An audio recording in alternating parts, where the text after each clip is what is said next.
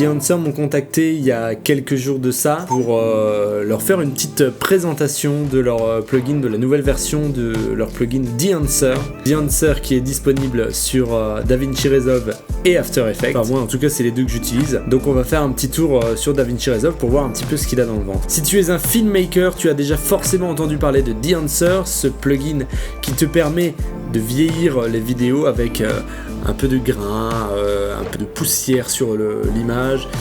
Tu peux rajouter d'ailleurs des simulations de films un peu sur les côtés. Ça marche aussi bien en format paysage qu'en format portrait pour l'avoir testé. Donc il y a plein de fonctions qu'on va découvrir ensemble. Je te propose de faire un saut dans DaVinci Resolve, voir un petit peu ce qu'il a dans le ventre.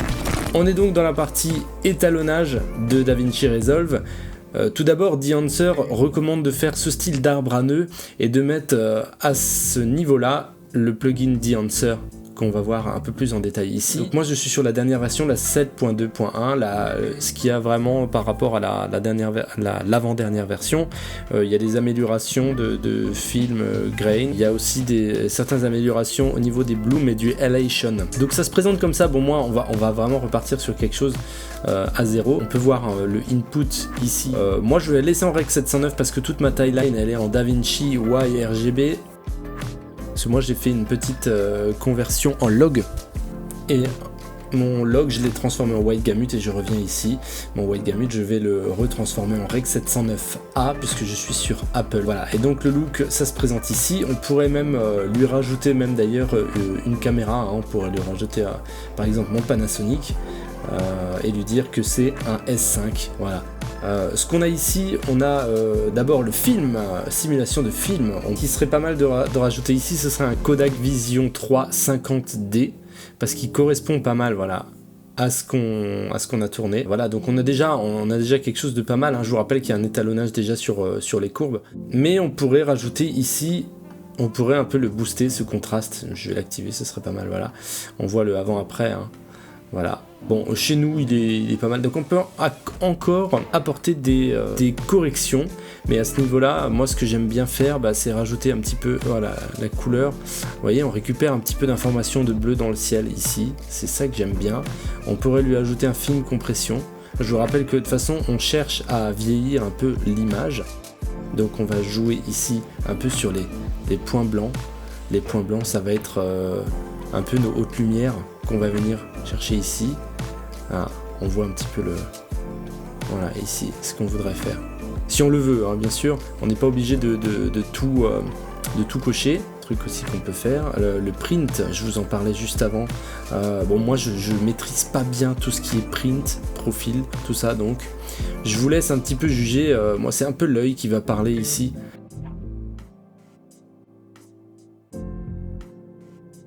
Ça peut être sympa. Moi je trouve ça un peu trop bleu à mon goût, mais c'est pour ça qu'ici on a le colored. Donc on va pouvoir ici chercher à réchauffer un peu l'image si on veut. Voilà, un truc pas mal. On peut jouer un petit peu sur les, vous voyez, un petit peu sur les mid-tones, sur les ombres. Vous voyez, ça se voit un petit peu dans le pare-brise. On peut chercher un petit peu de grain aussi. Alors le grain, il vaut mieux pas trop en abuser. Regardez un petit peu. Et puis ça te ralentit aussi pas mal. C'est le genre de truc qui te bouffe pas mal de ressources sur l'ordi. Là après je trouve que ça va. On pourrait encore peut-être un peu diminuer parce qu'il y en a un peu beaucoup ici sur le pare-choc de la voiture. On va le réduire un peu, et moi ce que j'aime bien c'est avoir le contrôle total, hein. Ici vous pouvez voir qu'il y a pas mal de presets, hein, de simulation en fonction de la pellicule. Moi ce que j'aime bien voir c'est vraiment avoir le contrôle total. On peut un petit peu voir un avant, un après. Vous voyez un petit peu, c'est très c'est un détail, hein, mais on dit que ça fait toute la différence quand même. Et puis un petit peu jouer aussi, là encore une fois, sur les ombres, les mid-tones et puis les hautes lumières. Ça dépend de votre œil après, de ce côté-là. On a aussi du halation, ça j'adore parce que ça c'est ce qui fait remonter un petit peu les hautes lumières ici, comme dans le phare là. On voit qu'il y a une petite décoloration. Ici c'est pareil, moi j'aime bien mettre en custom. On pourrait chercher à, voilà, à exagérer un peu cet effet. Vous voyez là par ici, là, on voit bien qu'il y a une diffraction un petit peu de la couleur dans le blanc. Et ça va matcher aussi un peu, je crois, sur les nuages. Alors, on peut l'amplifier ou pas d'ailleurs. Vous voyez ici la différence.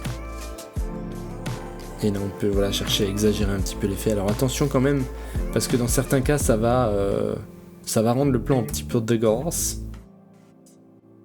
Et on a aussi ici le bloom. Le bloom, c'est cet effet un petit peu diffus, un petit peu comme si vous aviez sur l'objectif un filtre mist 1/4. Je trouve ça d'ailleurs pas mal qu'il ait mis. Voilà, là aussi on peut l'exagérer. C'est très très subtil.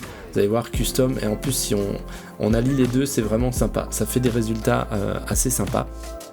Regardez la diffusion, on peut jouer sur la diffusion, on peut jouer un peu amplifier le. Alors ce plan s'y prête pas trop, j'ai l'impression. Ça marche pas mal sur des plans de nuit. Si vous voulez faire des plans de nuit, ça c'est quelque chose qui va marcher à fond.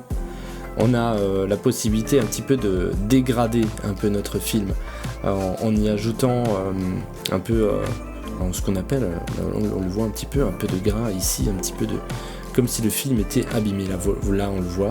Ça c'est un effet que j'adore vraiment. Ça prend aussi pas mal de ressources de l'ordi, donc c'est quelque chose à jauger avec parcimonie. Là on a l'ajout de cheveux sur le film. Là on a l'ajout de cheveux sur le film qui est aussi sympa. Pareil, un paramètre qu'on peut pas mal qu'on peut faire évoluer, qu'on peut vraiment régler à notre guise. On a aussi les scratch ici. Je sais pas s'il est coché, oui, parce que de base tout est coché. Et là on voit aussi la différence. On a vieilli encore un peu plus le film. La différence c'est qu'on peut mettre, je crois qu'on pouvait le mettre soit noir et blanc, soit noir soit blanc. Là on peut vraiment le balancer soit complètement noir, soit complètement blanc. Vous voyez ici la différence par exemple. Et ben là on a quelque chose d'un peu plus blanc, un peu plus noir. Ça fait tout de suite la différence. C'est vraiment la simulation dans le plugin que je préfère en tout cas. On a l'image un petit peu qui bouge de gauche à droite, un peu de haut en bas. On a cette saute un peu dans l'image qui est sympa. Là ça se voit pas, voilà, ça se voit un petit peu ici dans les phares, dans les hautes lumières. Ça se voit un petit peu sur les bords aussi. Et ensuite on a cet effet un petit peu vague. Un petit peu de vague. Je crois que c'est super subtil. On l'a ici un petit peu dans la carrosserie de la voiture derrière. On le retrouve un petit peu légèrement sur le logo. Vous voyez, on retrouve bien aussi notre effet halation juste ici, là où il y a un petit... où il y a une petite diffusion entre le toit et la carrosserie de la voiture. Et pour finir, ici, on a l'overscan. Alors, certains d'entre vous vont peut-être l'adorer, celui-là. Voilà, c'est la simulation d'une pellicule. Alors, vous voyez, ça marche aussi bien. Là, on est sur un rush qui est en format vertical pour Instagram. Mais on pourrait tout aussi bien le faire pour de l'horizontale. Vous voyez, ça marche très bien. On peut l'exagérer, on peut choisir de le faire ressortir ou au contraire de le mettre un peu plus subtil. Moi je vais le laisser à 0, voilà. On peut agrandir un petit peu, on peut je crois même agrandir l'image à l'intérieur. Vous voyez ? Ah non, c'est vraiment le frame. Le frame sur lequel on va jouer. Donc là si je le mets à fond, on a notre image plein format. On peut bouger d'ailleurs notre image. Si on a une image en mode paysage, on peut la bouger dedans, la recadrer. On peut aussi faire un négatif positif, voilà. On peut changer un petit peu et puis là, en fait, il y en a plusieurs. Vous voyez un peu, hein, je vais me remettre en négatif parce que je trouve ça plus joli. Et là, on a du super 16 mm, l'ultra 16, super 35. D'ailleurs, si je mets mon scale un petit peu en dessous, on peut voir la différence. On a du widescreen. Voilà, je peux m'amuser à le remettre en vertical aussi, d'ailleurs, pour voir. Ça peut être sympa, ça peut être un effet vraiment recherché qui peut être vraiment sympa. Voilà, on a l'Ultra Panavision ici. Je pense que pour voir l'effet, il va peut-être falloir se mettre en horizontal. Vous voyez, on le voit un peu mieux là. Donc tout ça, c'est quelque chose qu'on pourrait vouloir rechercher pour vieillir le film, pour le styliser, pour styliser un peu notre image. Et ensuite, tout à la fin, on a du vignettage. Voilà, ici, par exemple, on pourrait réduire un petit peu notre taille, le fever, un peu, c'est ce qui est le contour progressif un peu. On va peut-être un peu exagérer cette histoire. Voilà, exposure. Voilà, là on le voit un peu mieux, vous voyez. On a ou cet aspect-là, ou justement un peu plus dégradé. Voilà, c'est à la convenance. Voilà pour les fonctionnalités de The Answer, bah, ça fait un résultat plutôt pas mal, que moi j'aime bien. On pourrait faire plein d'autres choses, hein. Il y a plein de profils, il y a plein de choses à voir. C'est une très agréable découverte, en tout cas ce plugin, c'est une dinguerie. Voilà, on a fait le tour de The Answer, j'espère que le plugin te plaît. Si tu veux te le commander, je t'ai mis le lien sous la description. Et si tu veux économiser 10% sur ta prochaine commande, je t'ai mis mon code créateur SebLeReal10. Tu vas pouvoir économiser 10% et tu vas pouvoir aussi m'aider en tant que créateur. Voilà, je te remercie. Bah, j'ai hâte en fait de voir vos résultats sur The Answer. Vous pouvez me les envoyer, vos liens vers vos images en commentaire, et puis moi je jetterai un coup d'œil. D'ici là, portez-vous bien, et puis vous pouvez vous abonner, vous mettre la petite cloche, mettre un pouce bleu, et puis on se dit à la prochaine pour de nouvelles vidéos. À bientôt, ciao ciao!